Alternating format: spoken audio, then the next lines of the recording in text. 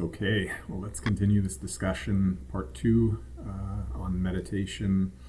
We ended up, just to briefly summarize, in the first video, talking about the three skills that we're trying to cultivate: present-minded, non-judgmental awareness, in a little bit more detail, being present, acceptance, surrendering, releasing, and as one concept, acceptance, surrendering, and releasing is one thing, and looking with right view. So looking in a non-distracted, consciously chosen way at one thing, in or with loving, curious interest, a sense of wonderment, a sense of true diligence, effort.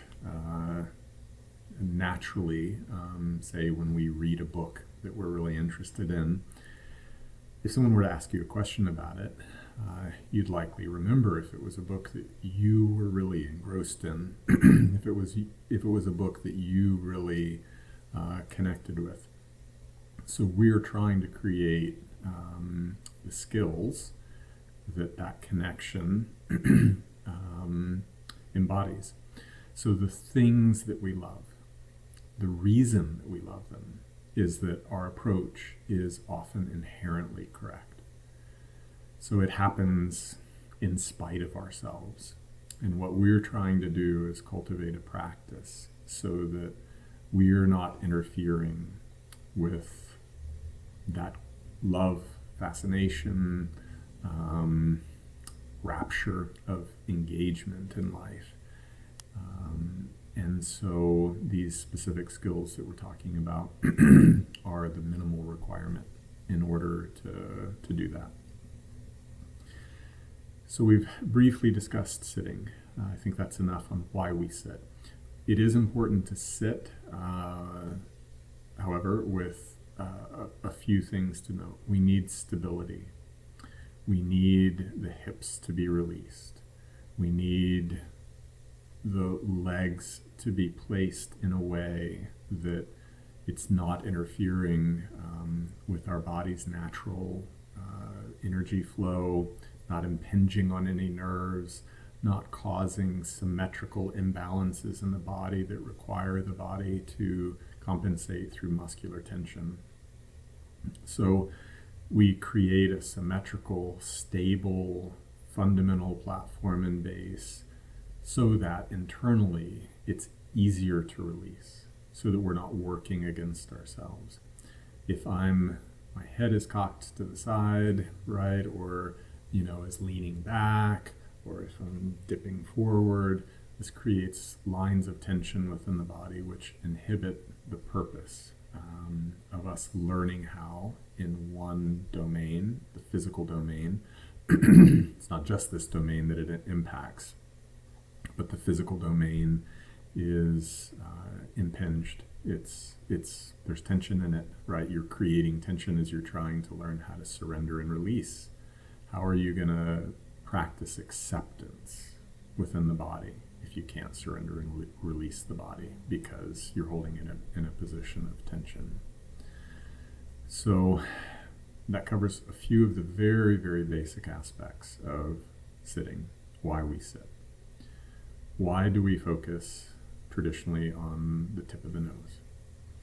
Well, the tip of the nose, you can think of it as the plane between the external and the internal. So right here, if you were to converge all your senses and bring it to one point, and if we were saying that the practice is to focus on one point, so that we can create a quality of mind that's non-distracted, where we can be aware of the way in which we're looking. Doesn't it make sense that it would be at this point of convergence? Wouldn't it be much more effortful if that point of convergence was out here or was placed outside of ourselves entirely? How are we going to cultivate self-awareness if what we're practicing is awareness of something outside of ourselves? How are we going to cultivate self-awareness if we're focused on, say, something like our emotions, or some random part of our body where there is simply a bodily sensation, you will become aware of a bodily sensation, or you will become aware of an emotion. So within that, right, you're likely to identify with that. We're trying to free ourselves from the intrinsic kind of automatic identification that occurs by focusing on things that we have spent our whole life identifying with. You've spent your whole life identifying with your emotions, your whole life identifying with your thoughts. How are you going to free yourself from that fundamental ignorance and confusion if you're sitting there practicing a meditation practice that has you visualizing things? The problem in life is not that you don't visualize enough.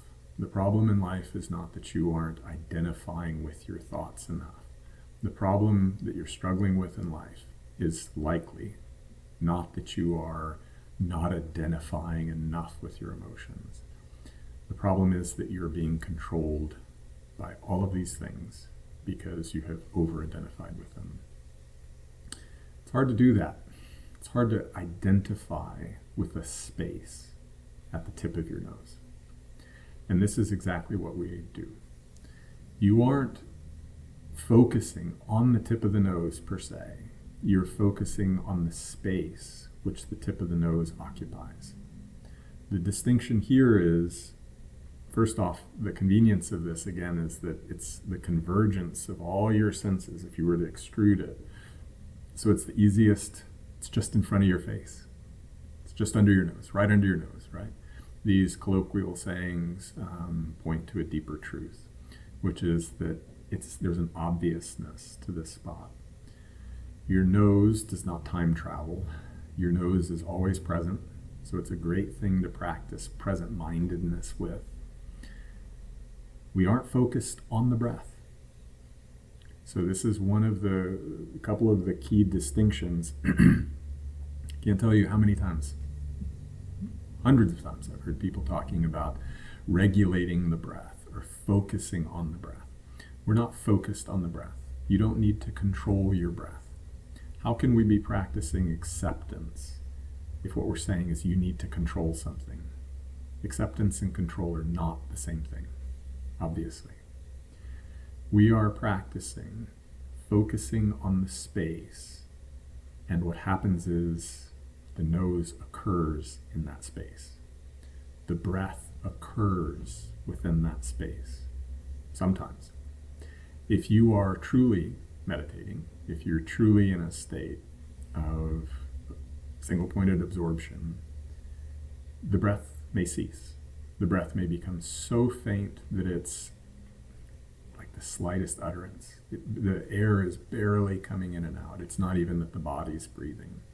When our body is in a profound state, such as that, the breath becomes almost inconsequential. What are you going to focus on then? Your mind is going to wander. You're going to relate to the fact that you're not breathing like you normally do, and your mind is going to panic, and you're going to think you're dying. You're going to think something's wrong. You're going to start looking for the breath. The mind is going to become engaged. This isn't what we want to do. We want to focus on the space at the tip of the nose, about the size of a nickel, quarter. This isn't too crucial. This changes kind of with the quality of your looking, but it enables us to hold space so that our awareness, our mind can settle into that space, and things can occur within that space without it disrupting the mind, without the mind needing to do anything with those occurrences. So it's sort of like we're shrinking the entire world down into this small spot that's just in front of us, so we can learn how to relate to that small spot correctly. When we can relate to that small spot correctly, it doesn't take much to open that spot up slightly, right? It doesn't take much when we're engaging with the rest of the world for the visual perceptual experience to simply be an extension of that same approach, same idea. So hopefully that brings some clarity into this process. We are not controlling the breath. We're not focusing on our breathing. We are not focusing on the tip of our nose in that kind of way. We're focusing on the space so that there is stability, so that the mind has an object to focus on that isn't really an object, right? It's a container where objects can exist, where experiences can be had. Another component of meditation is, generally the advice is to soften the gaze, right? To allow the eyelids to become heavy. You're not shutting your eyes. You're not creating tension. You're closing the senses down so that you're not externalized. We do this so that we have some chance of relating to our own internal experiences with some skill, with some intentionality. Because normally what's going on is we have all this internal static, all these drives and impulses and thoughts and memories and aspects of our personality, and they are crashing up against the actual lived experience that we're having, and it creates a somewhat intolerable mess. So in clarifying ourselves, in surrendering internally, releasing internally, purposefully giving the mind a task to do that isn't ruminative thought, we're able to contend, right, with what is inside. What you find is inside, right, or all those things I just mentioned.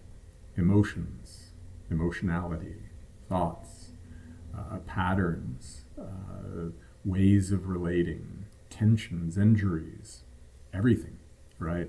Everything that you identify as you is internal. You are your life.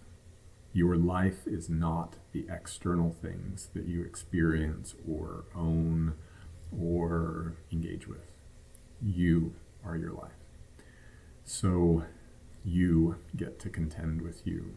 Awareness gets a chance to relate to that idea of yourself, that experience of yourself in a way that's mindful. So what do we do with that? Right, so we've already sort of specified the practice of meditation is to remain present with something that doesn't time travel in an accepting way. So acceptance within the body is surrendering control. It's releasing. So we've created the conditions so that the body can be stable and comfortable, so that it doesn't inherently hold tension, so it can release. So then mentally, we can focus on surrender, right? Not whenever a need to control comes up, it's released. It isn't even followed. This idea of watching your thoughts go by like clouds. What is that going to accomplish? Don't you pay enough attention to your thoughts already? Right? Don't you follow your thoughts enough already? Do you really need to cultivate a practice in watching thoughts disappear? No. What we need to do is we need to create the conditions so that thoughts don't even arrive, right? There's no engagement with them at all. There's no preference towards them. There's no heightened sense of,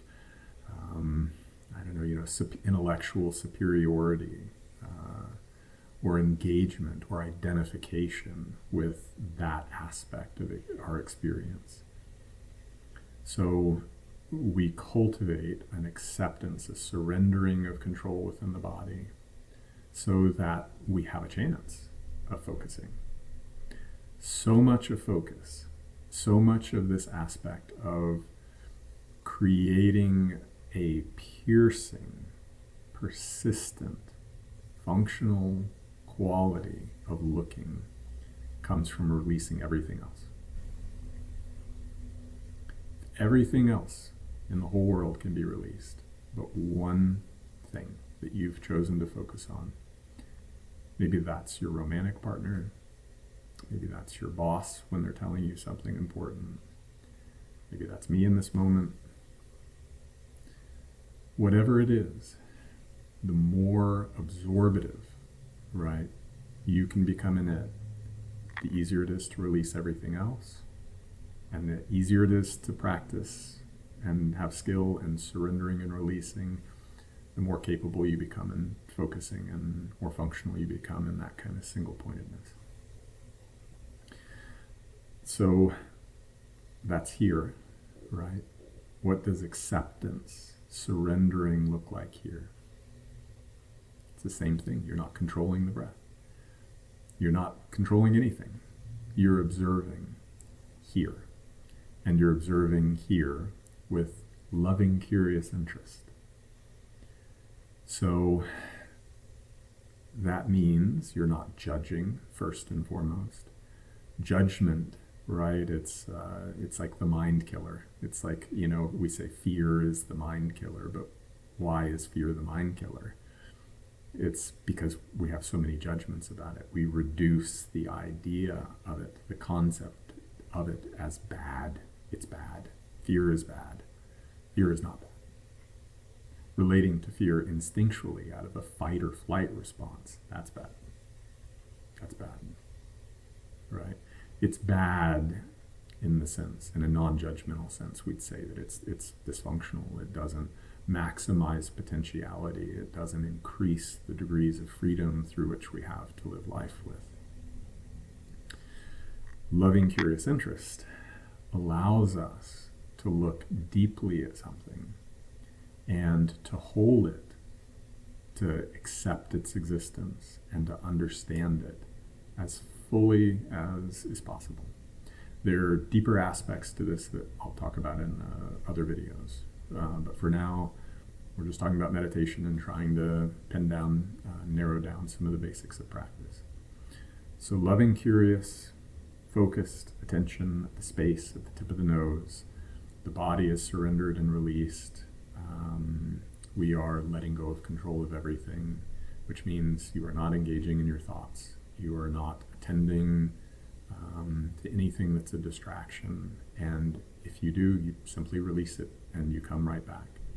We do not want to play a game with the mind of catch, where we are distracting ourselves and we are coming back and pulling the mind around.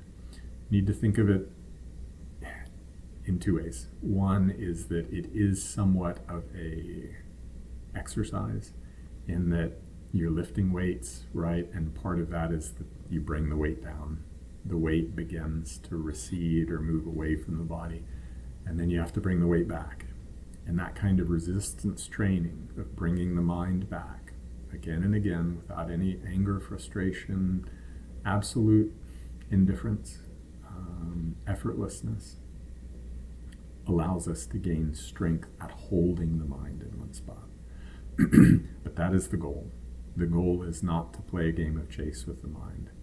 When we are distracted, say I am struggling, having loving, curious interest, it's often helpful to go to one of the other skills and try to be more present, try to be more accepting. If I'm having a hard time being accepting, say I've been sitting for 4 hours and my body is uncomfortable, what does acceptance look like in that moment? It doesn't just mean accepting that I'm in pain, right? It means surrendering and releasing, opening and dissolving, letting go, physically, mentally. Even the focus on that, I am releasing, right? So that I can come back here. So there is a closing of senses that occurs, right? There is an introspective awareness. There is an absorption so that our energy is not cast out. It's not projected like a baseball that's being thrown. Whenever we are externalized, you are projecting, right? And you are also taking in. And this is something we need to become very selective about. You need to become very selective about the energy acquisition and energy expenditure that you participate in life, or you won't have energy for what really matters, which is you. So I'll record a third part to this, detailing practice more. If you've made it this far, stick with it. These are deep, important concepts.